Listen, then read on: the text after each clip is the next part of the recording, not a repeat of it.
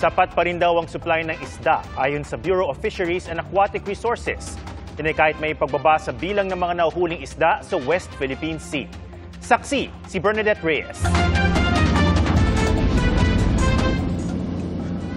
Binuntutan ng dalawang Chinese warship ang mga barko ng Bureau of Fisheries and Aquatic Resources o BFAR. Habang tinutukan naman ng laser ang eroplano ng ahensya sa West Philippine Sea kamakailan. Ang mga tagpong yan noon lang nakaraang linggo, dagdag lang sa mahaba ng lista ng geopolitical tension sa West Philippine Sea na ayon sa mga mangingisda mismo ay nakaaapekto sa pangingisda nila roon. Ito rin ayon sa BFAR ang isa sa mga dahilan ng bumabang produksyon ng isda sa West Philippine Sea. Sa unang 6 na buwan ng taong ito, bumabaya ng 7,000 metriko tonelada kumpara sa parehong panahon noong 2023. Pero may iba pang dahilan bukod sa tensyon sa lugar.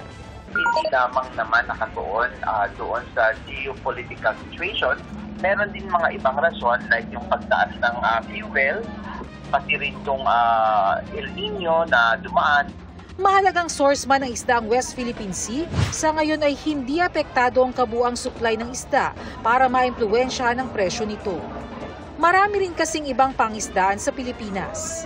Ayon sa Bureau of Fisheries and Aquatic Resources, bukod sa marine catch, nakakadagdag din sa supply ang mga isda gaya ng tilapia at bangus mula sa aquaculture. Bukod dito, inaasang makakadagdag din ng supply ang imported na isda na inaasang darating sa panahon ng close fishing season. Pero may sapat na supply man sa ngayon, mahalaga ayon sa BFAR na ibatay ang paghuli ng isda sa kapasidad ng karagatan.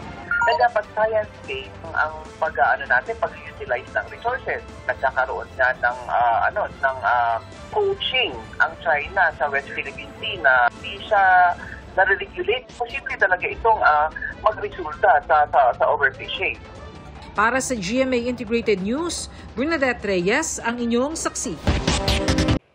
Mga kapuso, sama-sama tayong maging saksi. Mag-subscribe sa GMA Integrated News sa YouTube at para sa mga kapuso abroad, samahan niyo kami sa GMA Pinoy TV at sa www.gmanews.tv.